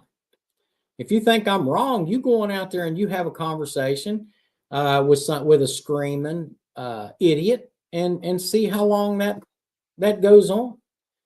So you never get anything accomplished when you're dealing with people that have, like I said, the people that show up to the party, drink all the punch, flirt with all the girls and the guys, piss on the fire, and they leave, okay? Or they walk in an elevator and fart and get off on the next floor. That's the kind of people that we're talking about here, okay? And they have no place in leadership. They have no place in a civil society. They have no place really at all, other than a place to show us exactly what we don't want to be. Is we don't want to be that way. So all these kids and stuff that are watching, yeah, they watch and they say, oh man, that's funny. You know, they watch TikTok and all these crazy things, you know, where people do the stupidest things. And I say, if you're going to use TikTok for a righteous reason, like showing people how to have a civil debate. You know, we used to have debate teams all over America. High schools had debate teams. Well, they can't do it no more because nobody can have a civil debate. And we don't have teachers out there that are qualified to teach it. And if they do, then they've been fired or they've been ostracized or they've got tired of the current, you know, system and how it works. And they've just said, you know, I'm just going to retire and leave. I've known many of great teachers that just couldn't take it anymore. So the first chance that they got, they retired and they left. So we are really trying hard to be that voice of reason, that one group that you can still come to that will listen to you and not try to force our beliefs on you. So I'm really proud of that fact. And the Military Order of the Purple Heart, that's another group. You know, here's the crazy thing about what you see going on Capitol Hill. The Military Order of the Purple Heart is one of those organizations that our motto really has been you know, to one day have a country that has no more need to have a military order of the Purple Heart because nobody else is getting wounded and killed. And so people look at that and say, well, you're trying to, you know, you're trying to shut your own doors. And it's like, we hope to be able to shut our own doors one day, because that means your sons and daughters and your grandsons and granddaughters aren't getting horrifically wounded and killed. But there are other groups that are not that way, that advocate for a whole different thing, you know, that are profiteering off of death and suffering.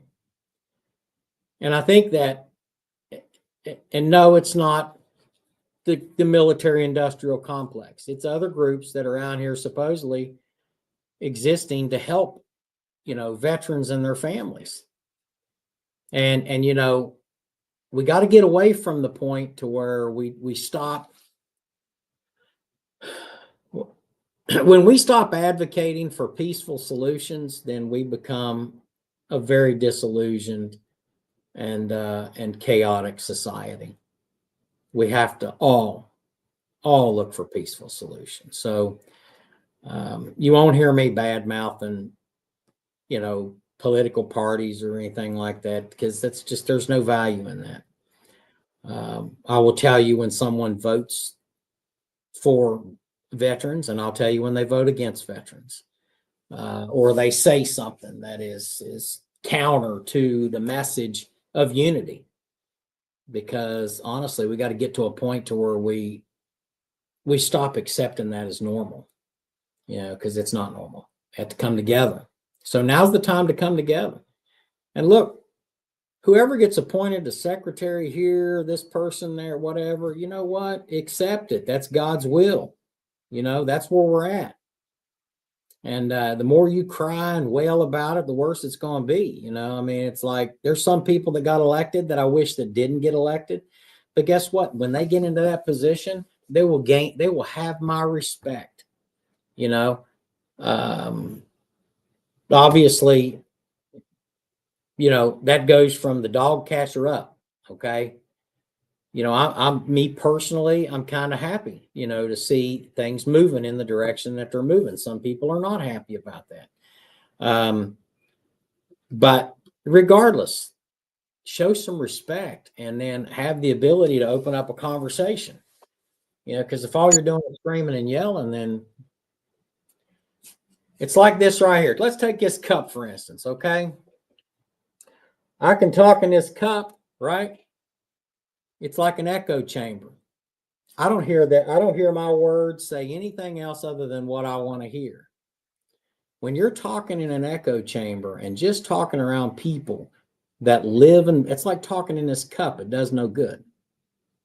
So that's why you got to open up that conversation piece, and you got to allow those people that disagree with you to civilly be able to communicate that. Now, if they can't do it civilly, then shut them off, because you know, there's a passage in the Bible that says, dust off your sandals and move to more fertile ground.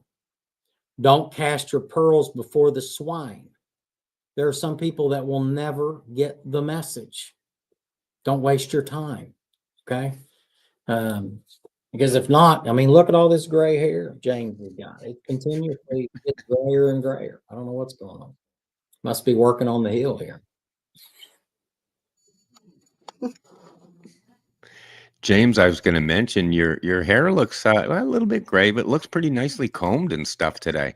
Looks like you're ready to go to work, man. You've been working since, I'm sure, sunrise. Very quick. About 5:30, yeah. Two things. Number one, how's your time looking? We're real concerned about your time. You're such a busy guy.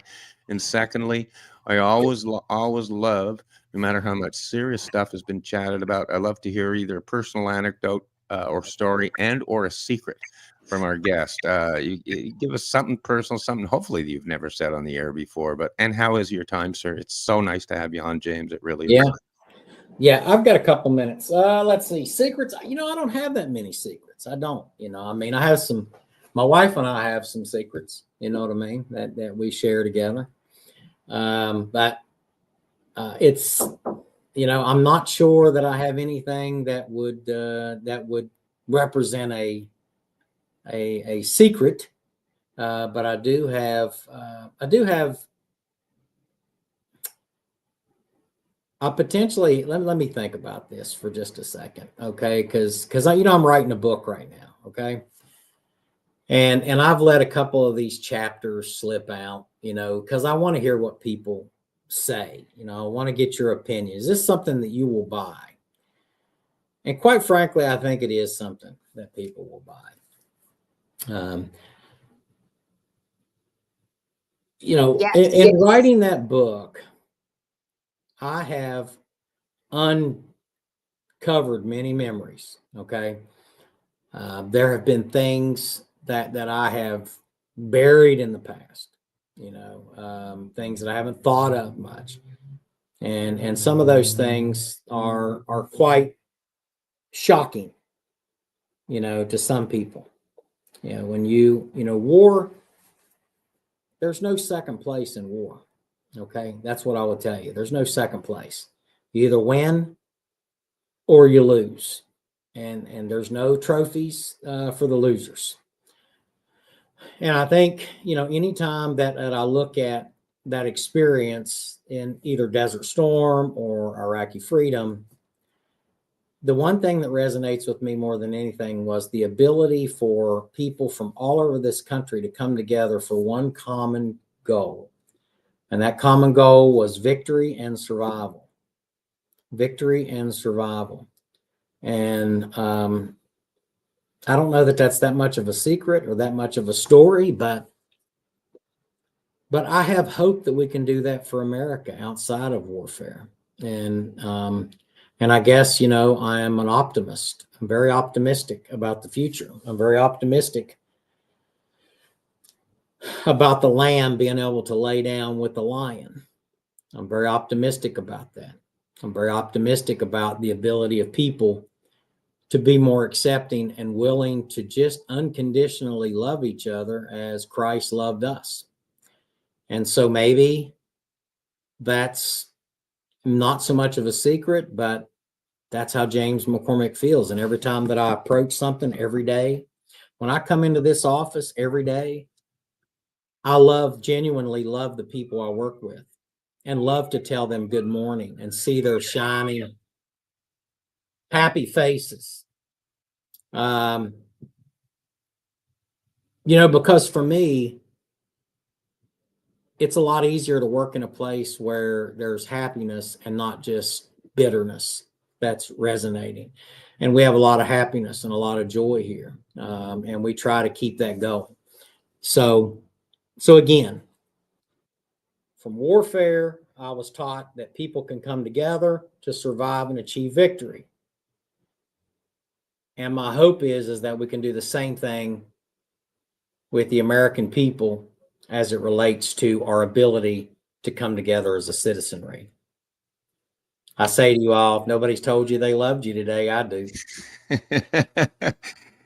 James, your message is so inspirational. Quick question for you. Quick question. You're clearly a great boss. I don't know that I'm a great boss. I think I've been blessed with some wonderful people that God has put in my pathway. Sure, but out there, just telling you, okay, they're good bosses and they're bad bosses. You're clearly, obviously, your experience as a captain and a leader of men has affected it. Leader of men has affected it. My question to you is real directly. Do you think that there's going to be an era of good bosses like you and like me? I mean, I know people from 40 years ago, right? They felt just like you. Do you think there's an era? Do you think there's going to be more pulling together a little bit of the old generation teaching? Yeah. Do you think there's going to be an era, a movement forward there, or do you think we're going to simply get arm's length technology separate from each other forever? Question on that. I think that it's very possible. I think that ultimately you have to have the willingness to love people in your heart. You have to have the ability to detest human suffering. And I detest it. If anybody hates warfare, nobody hates warfare more than me. And that sounds strange coming from a guy who participated in it for 26 months. I mean, and but it's the worst. It's the worst of the worst. And I can't stand to see human suffering on any level. It hurts me. Now, some people have taken advantage of that compassion that you have. You got to learn to accept that. Again, it's like the people that come in, drink all the drink, flirt with everybody, pee on the fire and leave the party, okay? There's going to be people like that. But 98% of the people that you approach with a level of compassion will reciprocate that compassion, if not to you, to someone else in the future. And we call that paying it forward. And we need to live our lives paying it forward, our lives paying it forward. You have to do that. You have to be understanding. You cannot, you ever seen the one person that seems to always get picked on, and then everybody just piles on to that person, piles on. I'm not the guy that piles on. I'm the kind of guy that stands there, regardless of their position. I will not let you pile on. You'll have to pile on two of us. And I think we need to get to that position in America again. We can't stand bullies. We can't stand, Americans have hated bullies since the beginning. That's the reason why we had our freaking War of Independence. We couldn't stand the bullying from the British. We kicked them out because they were such big bullies. And believe me when I say we have bullies in America and narcissists, that take advantage of people's compassion. And we have to get to a point to where we stand up for each other. Because then what you'll find is there won't be that ganging up mentality anymore. And that's what people do. It's the big Me Too movement. Me too. I want to jump in on this, jump in on that, jump in on that. I know there's another Me Too movement going on, but I'm not talking about that one. I'm talking about let me be part of this. Yeah, let me get a kick in on this guy. Why? Did he do anything to you? No, but everybody else is kicking him. Let me kick him too. And that's the ignorance that just keeps breeding in this nation, and we need to get away from that. So leaders don't do shit like that. Real leaders don't do that. Real leaders step in and say, no, we're not going to have that. Real leaders step up and say, no, we're going to wish her happy birthday. That's what real leaders do. And they need to take an example from that one thing. If you can't take it from me or from the millions of veterans that have served down here and the thousands and thousands that gave their lives in defense of this nation, then at least take it from the most recent action by our current President-elect Donald Trump that says, no, don't boo that woman on her birthday. We're going to wish her a happy birthday. That's civility. Embrace that. And God will bless you for it. So there you go. Wow. Well, Captain McCormick, what do you really think? You've been on a tear today. Thank you for that great stuff. I got to pop smoke, man. It's almost 1 o'clock. Got to go. I know. Val, quick summary here, just and let's say goodbye to James. I'll give it to you. Just wrap up and extra him, and you and I will stay on here after James leaves. Thank you. God bless you, Captain McCormick. We'll be in touch later this week, but thanks for your input. You were fabulous today. Take care. That is Captain James McCormick. Don't forget, you can listen to him each and every Friday night, Continue Mission Radio Show. This is where hundreds of thousands of vets gather, and you get an eagle-eye view right from Captain James' mouth of what's happening in DC. And today was a real treat on Secrets from the Inside. He took us right into the inner corners of the White House, talking about his interaction and engagement with Kamala Harris, Vice President. And did you feel that today, Greg? That sense of unity that's rising up, and also almost a manual of how we can be, and as we transition into this new age of power, and it's going to be different this time. Seeing President Trump elect wish Kamala Harris a happy birthday. Little thing, that's a big thing. And there's a lot of people that he influences. So I loved that story. Wasn't that great? Fantastic. And I tell you, it was almost like he was present for the first hour because we were talking team of rivals and working together. Yes. working on the 80% of stuff that we agree with, and move forward with a continued mission and a common mission. It was a fabulous visit by Captain James McCormick once again. If you would, let's do kind of a wrap and an extra here, Val. I will turn it back to you. I've got more that I can talk about for episodes coming down the road. There's so much to chat about, but what I'm hearing, and hearing from James, from you, from everyone I'm running into, I'm hearing consumer confidence. I'm hearing an optimism. I'm hearing a willingness to work together. And there are going to be folks on both sides, the fringes, that will never work together. That's fine. But I think that they're going to go out of style. And I think working together is going to come in style. And James, I think, epitomized that. I feel the optimism. I feel it from you. You feel it from me. And in the end, it's called consumer confidence. And it can also be called faith and hope. It's allowed to be called that too, but it's consumer confidence. It's an optimism for what lies before us in 2025, with a humility, though, and an understanding that we're going to have our challenges. There's going to be choppy waters. But that's what I hear today. And if it's even minutely that way for 2025, that we do really start working together, it's amazing what we can do when we work together, just like a good hockey team. I will leave off today. If you would, Val, if you can do a full outro here as far as where we can find your work, where we can find James's radio show, and yes, indeed, where you can find my work and my book. So I'm going to leave it with you, and I'm going to leave it just here, which I always do with every radio show, and it really is reaching out to everybody out there. Do not be in despair. Do not be hopeless. Fear not, do right, and lean into your fear. But most importantly, wake up in kindergarten every day. There is so much to learn and so little time, because before you know it, you're in first grade. God love you, Val Olson. God love you, audience from everywhere. And we'll see you next time. Go ahead and outro, Val. You've been great.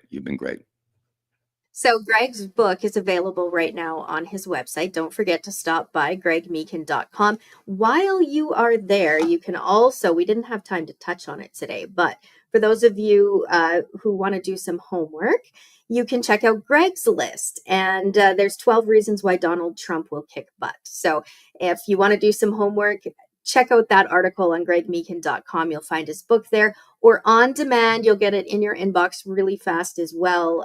Go to Amazon and you can find it there. My work is available right here on X Spaces. That, I've been on X Spaces. I was probably one of the first original X Spaces broadcasts before Tucker Carlson made it famous. So I've been around for a while. There's a repertoire there. ValOlsonNews.com. You can support my work there. Captain James McCormick, one of our favorite radio hosts and soldiers of all time, 3-time Purple Heart Award recipient. Captain James, continue mission each and every Friday night on Blog Talk Radio. So this is Secrets from the Inside, episode 0024. Thanks for joining us. Share this broadcast, and we will be back soon.